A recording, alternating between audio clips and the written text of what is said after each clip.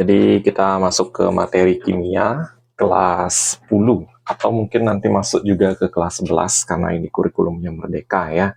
Jadi berkaitan dengan konfigurasi elektron dan bilangan kuantum. Nah, video yang lain yang masih berkaitan dengan konfigurasi elektron dan bilangan kuantum itu Kak akan sematkan di bagian deskripsi dari video ini ya. Jadi jangan lupa like, share, dan subscribe channel Doni Smart Chemistry ya. Oke, next kita akan bahas secara detail berkaitan dengan konfigurasi elektron, bilangan kuantum, beserta latihan-latihan soalnya ya. Oke, next. Jadi bilangan kuantum itu adalah suatu harga yang menyatakan keadaan orbital suatu atom. Nah, jadi kita akan bahas dulu orbital ya. Jadi kalau kita berbicara orbital, itu ada S, P, D, dan F, di mana masing-masing itu berisi maksimal elektron-elektron tertentu ya. Untuk S itu memiliki satu buah ruangan orbital, untuk P itu ada 3, kemudian untuk D itu ada 5 ruangan orbital, kemudian untuk F itu ada 7 ruangan orbital ya. 4, 5, 6, 7. Nah, masing-masing ruangan itu berisi 2 buah elektron dia. Jadi kalau S itu maksimum terdiri dari 2 elektron, otomatis si P itu ada 6 elektron, kemudian si D itu 10 elektron, dan si F itu 14 elektron. Nah, jadi ini namanya orbital ya. Berbeda halnya dengan orbit. Orbit itu sama dengan kulit atom. Nah, nanti ketika di proses konfigurasi, itu bakalan ada misalnya 3P5, di mana 3 ini menyatakan kulit atom, sedangkan P ini menyatakan orbitalnya. Kemudian angka 5 ini itu menyatakan jumlah elektron. Nah, nanti ketika proses penjelasan itu kalian harus benar-benar simak ya, bagaimana cara menjelaskan ke kalian dengan sesimpel-simpelnya ya.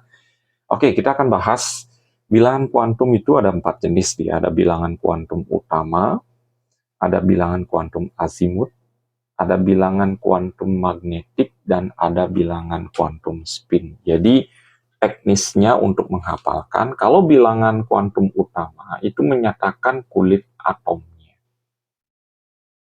Kalau bilangan kuantum azimut itu menyatakan bentuk orbitalnya.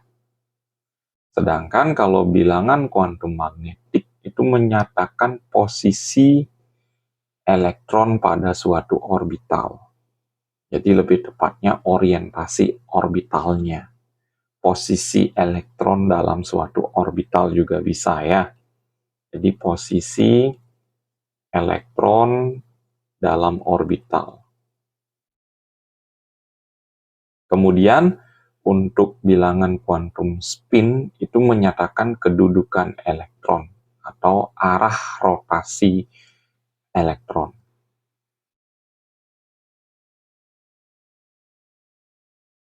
Nah, jadi di sini kita akan contohin 2 hal dulu. Bagaimana caranya mencari bilangan kuantum utama dan bilangan kuantum azimut. Nah, salah satu contohnya adalah 3P5 tadi ini ya. Jadi 3P5 itu bilangan kuantum biasanya yang terakhir yang dicari itu adalah bagian yang paling terakhir ya. Jadi 3 inilah yang menyatakan bilangan kuantum utamanya yang dilambangkan dengan L ya.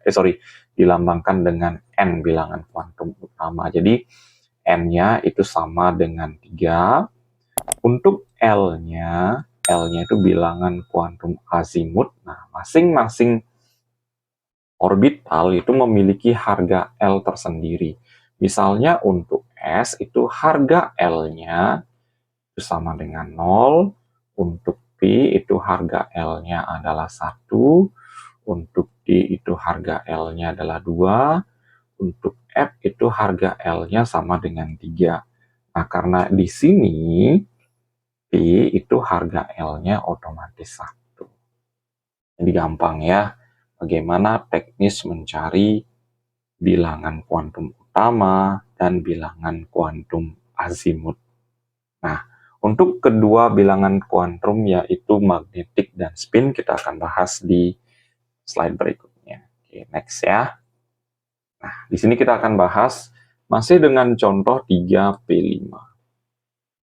Kita mencari dua hal ini dulu. Nah, ketika membahas bilangan kuantum magnetik, kalian harus buat dulu orbitalnya. Kenapa 3 ruangan? Karena orbitalnya adalah P. Nah, di sini tengah-tengahnya selalu 0 dia. Ke samping itu -1, kemudian ini +1. Nah, begitu juga seterusnya. Nanti kalau D misalnya ada 5 ruangan, tetap tengah-tengahnya 0, ini -1, -2, +1, +2. Ini untuk yang D. Kalau untuk yang S, itu ruangannya hanya 1, berarti hanya terdiri dari angka 0 saja. Itu untuk S-nya ya. Jadi untuk bilangan kuantum magnetiknya seperti apa? Nah, ini ada 5 elektron, deh. Jadi pengisiannya ke arah atas terlebih dahulu. Jadi ini mengikuti kaidahan, di mana pengisian orbital dengan arah tertentu terlebih dahulu, tepatnya adalah arah ke atas, baru masuk arah ke bawah. Ini baru 3 elektron, kan suruhannya 5 elektron, itu baru ke bawah. Nah, sampai jumlahnya 5. Ini posisi terakhir dari elektron itu ada di angka 0. Maka harga bilangan kuantum magnetiknya itu adalah 0. Sedangkan spin itu memiliki 2 nilai. Spin kalau ke atas itu +setengah, kalau ke bawah itu sama dengan -setengah. Jadi di sini karena arahnya ke bawah, itu udah pasti harganya adalah -setengah. Oke, contoh yang lain misalnya ya. 3D7. Oke, berarti N-nya itu sama dengan 3. Ini N-nya. L-nya karena dia D itu harganya adalah 2. Kemudian untuk membuat M itu kita buat kotak sebanyak 5. Tengah-tengahnya 0, ini -1, -2, +1, +2, ada 7 elektron, berarti kita mulai dari yang -2 ke atas arahnya. 1, 2, 3, 4, 5, 6, 7. Nah, terakhir dia nyampe di -1. Itulah harga bilangan kuantum magnetiknya. Sedangkan arah terakhirnya itu adalah ke bawah. Maka harga S-nya adalah -setengah. Oke, inilah teknis bagaimana kita mencari bilangan kuantum. Mulai dari bilangan kuantum utama, azimut, magnetik, ataupun spin nantinya ya. Oke, nanti kita akan bahas di latihan soal berikutnya lebih detail. Ya, next. Nah, di sini ada bentuk orbital. Jadi orbital tadi kita udah bahas, ada S, ada P, ada D, ada F. Nah, untuk orbital S bentuknya bulat seperti ini dia. Kemudian untuk orbital P itu ada 3 jenis karena ada 3 ruangan ya. Jadi ada PX, PG, dan PZ. Jadi ini untuk orbital P bentuknya seperti ini. Jadi nggak terlalu bahas di sini. Kemudian untuk orbital D seperti ini bentuk-bentuk orbitalnya ya. Kemudian orbital F. Jadi bentuknya seperti ini. Biasanya sih untuk ukuran SMA itu dibahas sampai orbital S, P, dan D saja ya. Jadi gampang untuk orbital dan bilangan kuantum. Oke, next. Nah, kita akan membahas di sini ada erat kaitannya dengan konfigurasi elektron. Nanti setelah konfigurasi elektron, itu kalian akan mengenal berkaitan dengan letak unsur dalam tabel sistem periodik ya. Jadi konfigurasi elektron itu yang ditulis dengan menggunakan bilangan kuantum harus memenuhi 3 kaidah. Ada asas Aufbau, kaidah Hahn, sama larangan Pauli nanti. Nah, kita akan bahas di sini secara detail. Terus apa itu konfigurasi elektron? Itu sebenarnya kita udah bahas di video yang ada di deskripsi ya. Itu penempatan elektron dalam kulit atom. Tapi di video itu membahasnya menggunakan konsep kulit atom. Nah, kalau di sini itu menggunakan orbital ya. Nah, ini diagram pengisian elektron. Ingat, S itu adalah 2, di sini nggak diisi ya, jadi kalian harus ingat P itu maksimum 6, D itu maksimum adalah 10, F itu maksimum adalah 14. Ya, jadi caranya mengisi ikuti tanda panahnya aja. Nah, contohnya sudah ada di sini. Jadi yang kalian konfigurasikan itu adalah nomor atomnya yang di bawah ini ya. Gimana caranya biar jumlahnya 8, 19, ataupun 26. Jadi yang di atas ini dijumlahkan. Oke, kita pakai contoh yang lain misalnya. Untuk X17. Jadi kita ambil dari 1S2, 1S2, 2S2, 2P6. Nah, ini totalnya baru 10. 3S2 baru 12, ya berarti kurang lagi 5. Jadi P itu maksimum 6, jadi kurang dari itu boleh, ya. Dan berarti sisanya adalah 3P5. Nah, ini ya. Jadi 10 tambah 7. 2 tambah 5 ini ditambahkan semuanya, itu totalnya 17. Nah, kemudian contoh yang lain misalnya. Y33. Berarti 1S2, 2S2, 2P6, ini totalnya baru 10, 3S2, 3P6, 4S2, ini totalnya baru 20, ya. Kemudian 3D10, baru 30, berarti sisanya setelah 3D10, itu adalah 4P. Berarti sisanya adalah 4P3. 10, 10, ini 3. Ya. Oke, jadi penggunaannya ikuti alur tanda panahnya ini ya. Jadi mengikuti skema dari asas Aufbau di mana pengisian elektron pada subkulit diisi dari tingkat energi yang paling rendah. Nah, ini energi yang paling rendah itu di sini sampai tingkat energi yang paling tinggi. Jadi itu urutannya ya.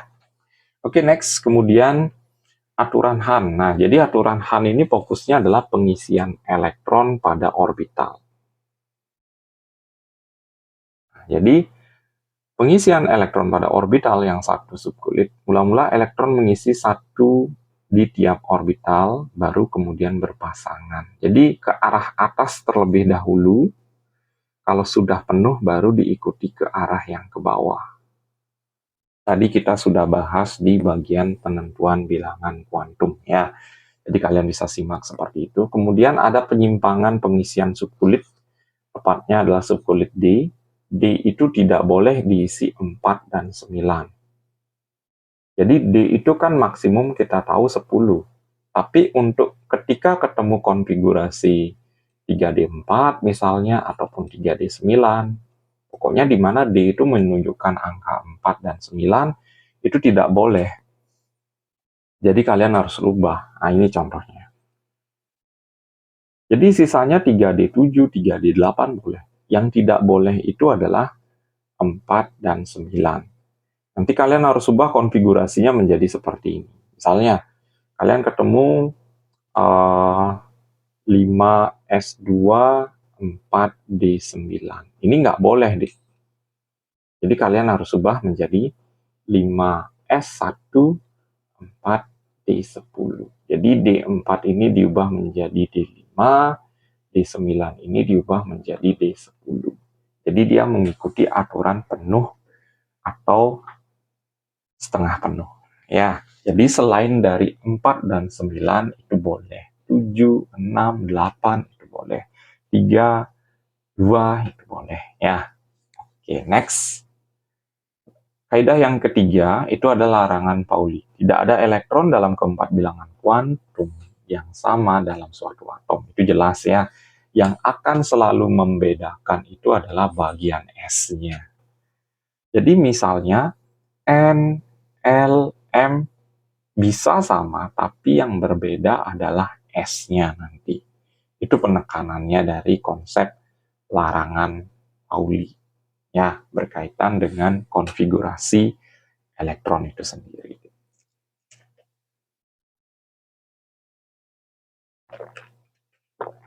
Oke, next. Penulisan konfigurasi itu dapat disingkat menggunakan notasi gas mulia. Nah, ini ya. Jadi yang biasanya digunakan untuk menyingkat itu ada He, di mana nomor atomnya adalah 6, Ne itu nomor atomnya adalah 10, Hr itu nomor atomnya 18, Kr itu nomor atomnya 36. Ini yang paling sering digunakan. Jadi misalnya, kita pakai contoh yang kayak tadi. Tetap kalian harus hafal ya konfigurasi yang sebelumnya. Jadi tidak boleh sembarangan kalian asal menyingkat nantinya. Misalnya X17, tadi konfigurasi yang kita ketemuin adalah 1S2, 2S2, 2P6, 3S2, 3P5. Nah, yang dipakai untuk menyingkat kan nggak mungkin 18. Karena ini angkanya 17. 2 terlalu jauh, jelas yang kita gunakan adalah 10. Jadi 10 ini itu disingkat dengan kode Ni. Nah, berada di sana ya, Ni, 3S2, 3P5. Contoh yang lain, X26. 1S2, 2S2, 2P6, 3S2, 3P6, 4S2, 3D. Nah, D itu 6 boleh ya, yang tidak boleh adalah 4 dan 9. Jadi ini 10, 18. Jadi 18 itu disingkat dengan AR. Jadi AR 4S2 3D. Jadi gampang ya. Teknik penyingkatan dalam konfigurasi. Nah, tadi udah kita bahas nih. Dari awal itu ada bilangan kuantum, kemudian bentuk orbital, kemudian konfigurasi. Nah, sekarang kita akan menentukan bagaimana letak unsur dalam tabel sistem periodik ya. Jadi ada istilah golongan, ada istilah blok, ada istilah periode. Nah, jadi gampangnya golongan itu ditentukan oleh elektron valensi.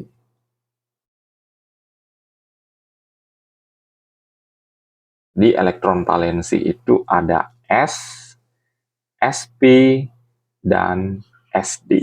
Nah, ingat ya, elektron valensi itu nanti ada S, Sp, dan Sd. Di mana S dan Sp ini akan menunjukkan dia golongan A, sedangkan Sd itu akan menunjukkan golongan B. Kalau periode itu ditentukan oleh jumlah kulit. Nah, jumlah kulit ini itu ditentukan oleh angka di depan S.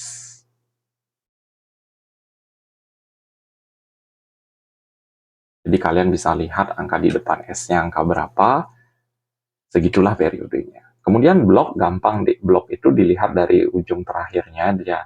Jadi ada 4 blok, nantinya ada blok S, P, D, dan F. Jadi kalian lihat bagian akhirnya aja. Oke, kita contohin masih dengan 17 ya, 17 dan 26. Jadi kita konfigurasikan terlebih dahulu 1S2, 2S2, 2P6, 3S2, 3P6, 3P6, udah lewat ya.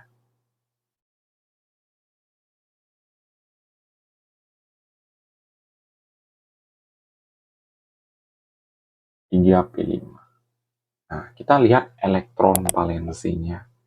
Elektron yang paling terakhir itu ada S, Sp, dan Sd. Tidak ada P aja deh ya. Berarti yang kita ambil adalah Sp-nya.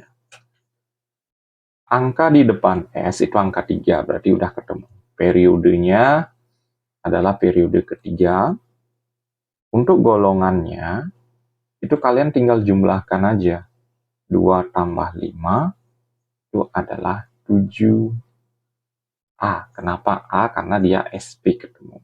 Kemudian untuk bloknya, kalian lihat terakhirnya ini blok P. Jadi lihat ujung akhirnya bloknya ada di blok apa ya. Jadi gampang ini deh kalau kalian sudah bisa mengkonfigurasikan pastinya ya. Kemudian untuk 26 misalnya. 1S2, 2S2, 2P6, 3S2, 3P6, 4S2, nah ini baru 20 deh ya, 3D6. Jadi yang diambil adalah D tidak ada, yang ada adalah SD. SD diambil. Oke, periodenya dulu deh, periode angka di depan S-nya. Periode itu adalah angka 4. Kemudian ini ya, periodenya angka di depan S, kemudian golongannya. Golongan kalian tinggal jumlahin aja, 2 tambah 6 itu 8B. Kenapa B? Karena SD ketemu. Untuk bloknya, itu udah pasti blok D. Oke. Jadi gampang ya. Jadi untuk menentukan golongan-golongan lain, kalian bisa lihat di tabel yang di sebelah kiri layar kalian ya. Jadi caranya menentukan golongan gampang. Kalian tinggal menambahkan jumlah elektron yang ada di atas saja. Untuk menentukan A dan B itu tergantung S, SP, atau SD nantinya. Oke, nah bagaimana kalau golongan yang lain? Ada aktinida sama lantanida. Jadi penentunya adalah ini. Jika 6S ketemu dengan 4F, itu udah pasti masuk lantanida. Kemudian kalau aktinida itu untuk 7S dengan 5F. Ya, jadi gampang nih konfigurasi lantanida dan aktinida. Setidaknya kalian hafal konfigurasi dengan metode Aufbau itu ya. Jadi kalau itu kalian hafal gampang dah menentukan entah itu golongan A, golongan B, periode, atau golongan lantanida dan aktinida. Tetap periode itu ditentukan oleh angka di depan S-nya ya. Oke, jadi sekian pembahasan dari rangkuman materi berkaitan dengan bilangan kuantum, bentuk orbital, dan konfigurasi. Itu kita akan masuk ke sesi latihan soal. Nah, latihan soal di sini itu lebih detail lagi pembahasannya. Jadi, kalian harus benar-benar simak, karena tidak hanya ada soal, tapi ada pembahasan secara detail, ya, berkaitan dengan materi-materi yang sudah kita bahas. Oke, next soal yang pertama. Nomor atom 19. Periode dan golongannya. Jadi kita konfigurasikan ya. Mungkin kalian udah hafal dan sudah bisa menebaknya nantinya. 1S2, 2S2, 2P6, 3S2, 3P6, 18, 4S1. Ternyata S saja. Jadi periodenya adalah 4, golongannya 1A. Ya, satu-satunya jawaban adalah ini.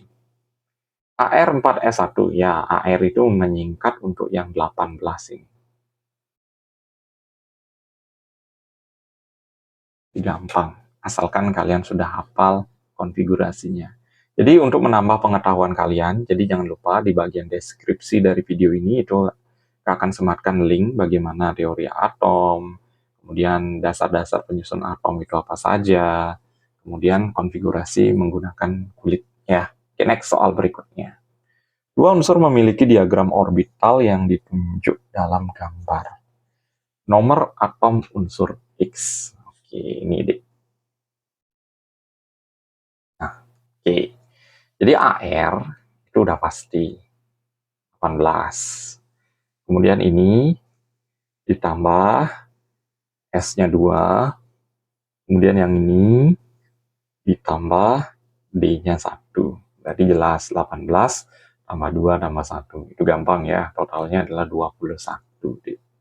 Di jawabannya adalah yang A. Kalau NE itu 10. 10 ditambah 2 ditambah 5 Jadi kalau yang Y-nya itu totalnya adalah 17. Itu untuk atom yang Y. Karena di sini pertanyaannya adalah yang X. Oke, next soal berikutnya. Dua unsur X dan Y memiliki diagram orbital yang ditunjukkan dalam gambar berikut. Unsur Y. Nah, ini. Ini Ne kan 10 ya. Jadi 1s2, 2s2, 2p6. 3s2, 3p5. Nah, gitu tepatnya. Jadi kalian harus bisa menebak biar bisa menentukan tidak hanya nomor atom, tapi juga periode dan golongannya. Nah, ini udah jelas, Dik. Angka di depannya S adalah angka 3, berarti periodenya adalah 3. Golongannya tinggal tambahin aja, 2 tambah 5, itu 7. A periode 3. Gampang ya. Oke, next, soal berikutnya. Letak unsur X dengan nomor atom 26. Nah, jadi yang kita konfigurasikan, ingat, adalah nomor atomnya. 26 ya. Tadi kita udah bahas sebenarnya nih. 1s2, 2s2, 2p6. 3s2, 3p6. 4s2, 20 berarti 3d6. Periode angka di depan S itu angka 4, jadi periodenya 4, golongannya tinggal kalian tambahkan aja, 2 tambah 6 itu 8B karena SD. Jadi golongan 8B periode keempat. Jadi jawabannya adalah yang D. Gampang ya. Next, soal berikutnya. Di antara unsur-unsur berikut yang terletak dalam golongan yang sama. Nah, bagaimana caranya menentukan? Itu jelas, kalian harus konfigurasikan terlebih dahulu deh. Jadi dicek satu persatu yang mana letaknya dalam satu golongan. Oke, kita hanya menebak aja ya untuk memperhemat durasi videonya ini. Kita coba dulu Q sama S. Q 16. 1s2, 2s2, 2p6, 3s2, 3p4. Golongannya udah pasti A. Kalian tinggal tambahkan 2 tambah 4, itu hasilnya adalah 6A. 34.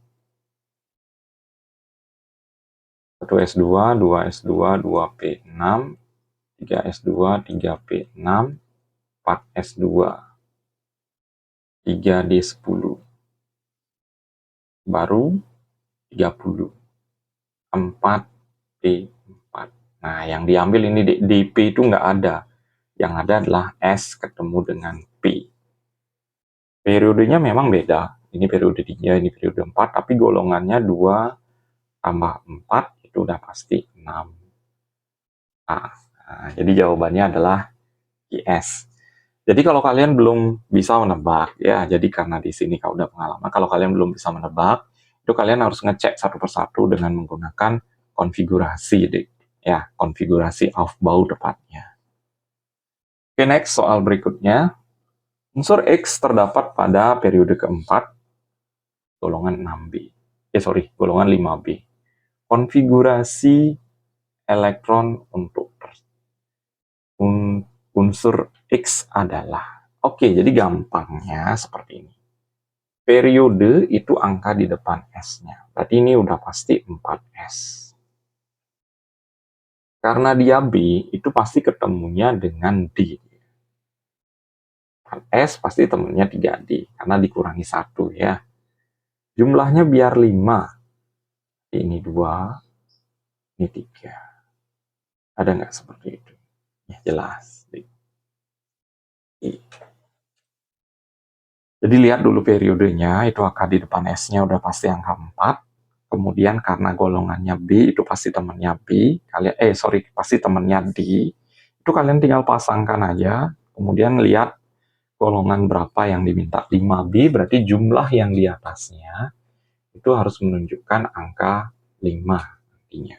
Ya.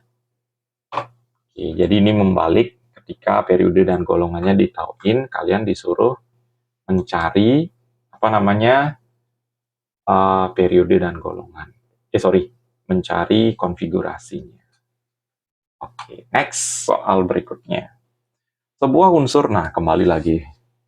Tapi ini fokusnya adalah nomor atom. Ya, jadi beda-beda konsepnya. Kalau tadi sampai di konfigurasi, kalau sekarang itu sampai di nomor atomnya ya. Oke, kita cek dulu. Periode 3, berarti angka di depan S-nya adalah angka 3. A berarti temannya adalah P.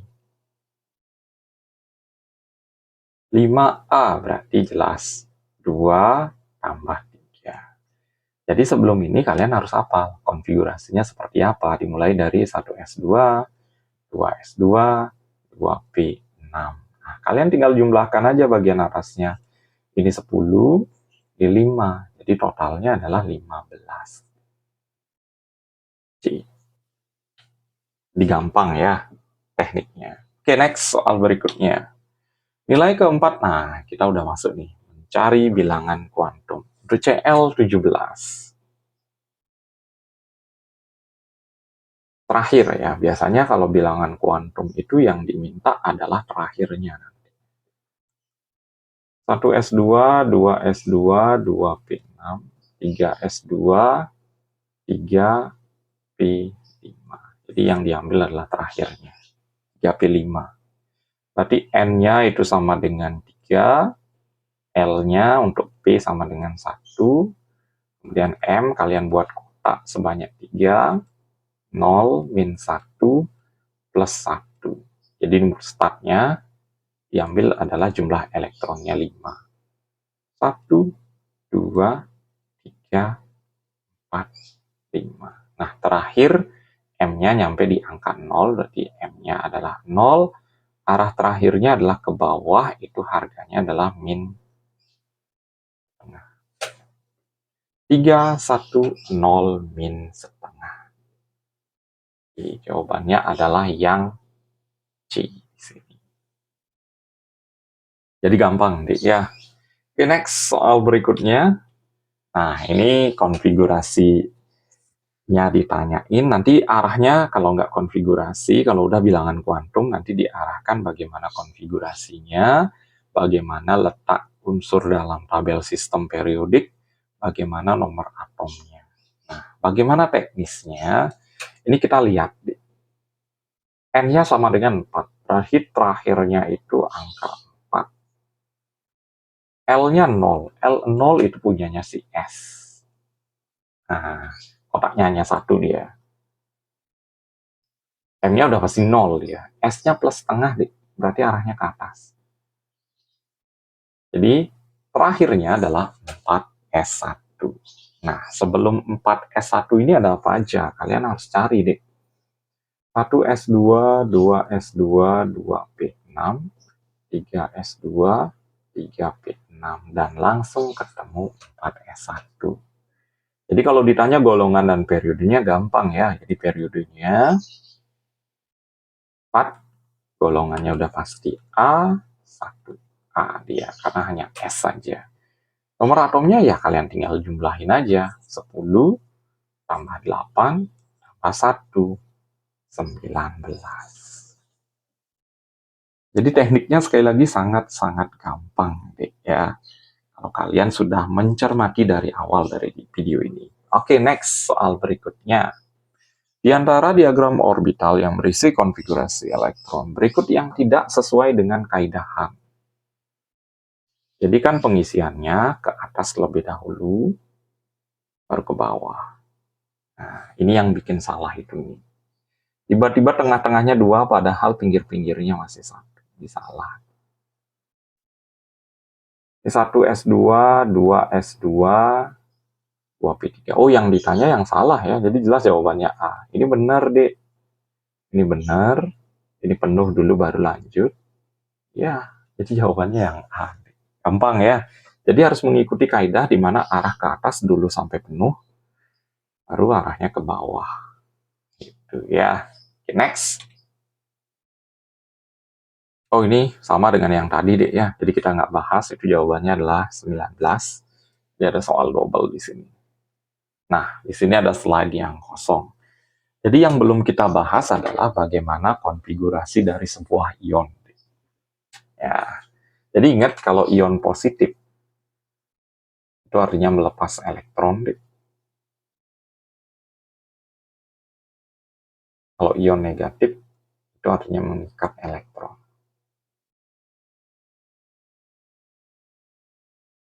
Nah, kita contohin misalnya X27 3 plus. Bagaimana konfigurasinya? Ingat, 3 plus ini melepas 3.